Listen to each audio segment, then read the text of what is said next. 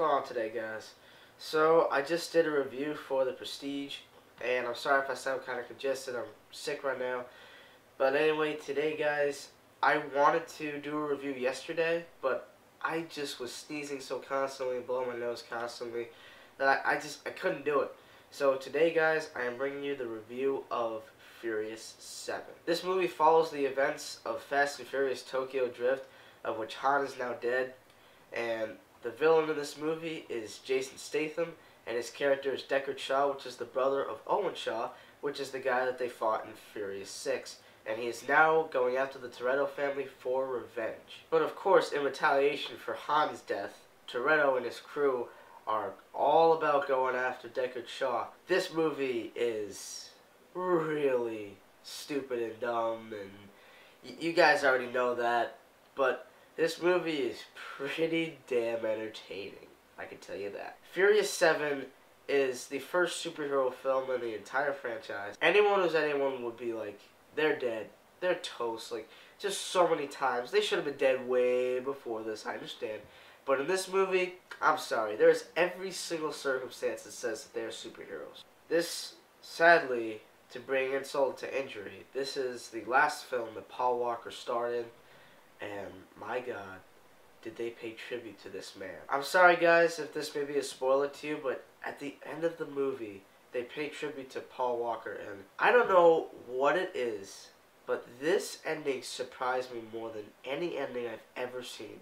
I just was so dramatic that it really hit me on the right note, and it hit a lot of people on the right note. It's a car racing, jumping out of planes, skyscraper film that's so dumb and stupid.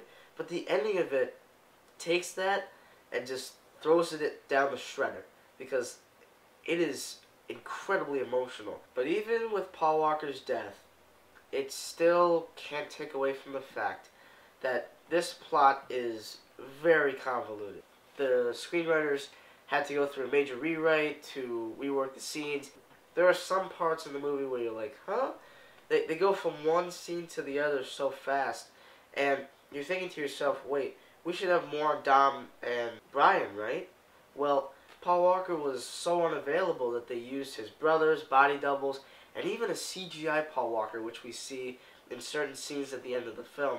And I try my best to not let that bother me, but it did for me personally.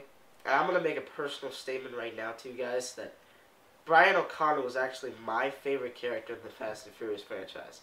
So it's probably the most emotionally intense for me because Paul Walker is now dead. And just think about this, guys. Just think about this right now.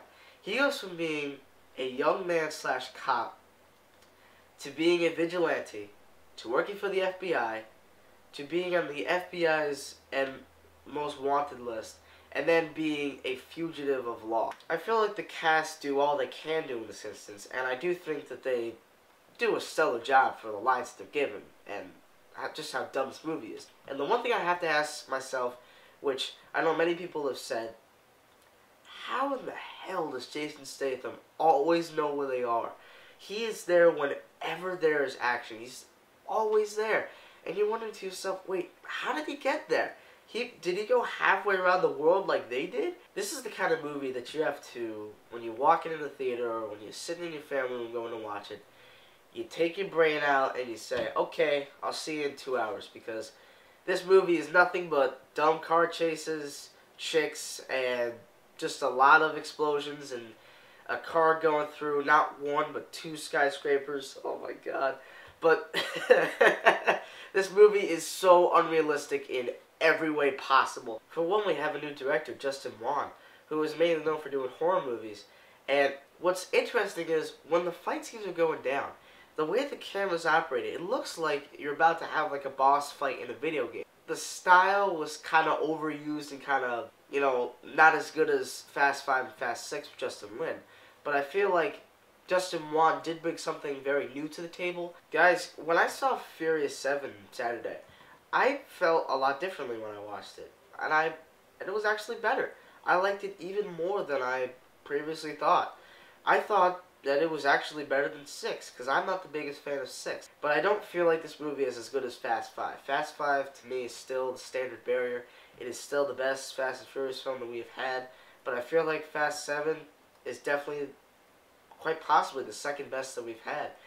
And I'll say it again, that ending is so touching. That was one of the best send-offs I've ever seen.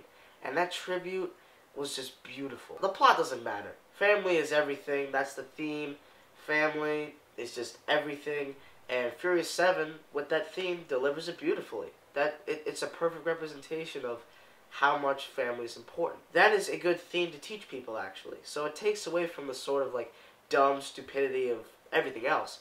But when it comes to the true family aspect, caring for one another deeply and doing anything for each other, that's something that any family that is functional can relate to.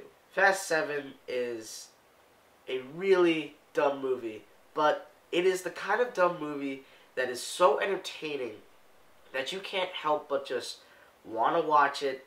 And even though it's a dumb, stupid movie, you're going to have an entertaining ride, as long as you chuck your brain out the door. So in the end, guys, I'm going to give Furious 7 a B. Well, thank you guys for watching another one of my movie reviews. I appreciate it as always, and I just love all of your support, and I hope that you guys watch my movie reviews. My Blu-ray collection is about to hit 1,000 views, and I am totally pumped out of my mind for that. But, guys, I hope that you like this review, and as always, click the like button, send some comments about what movies you want me to review next, and I will definitely deliver for you guys. Thank you, and stay tuned. It's been a long day without you, my friend, and I'll tell you all about it when I see you again. We've come a long way from where we began. Oh, I'll tell you all about it when I see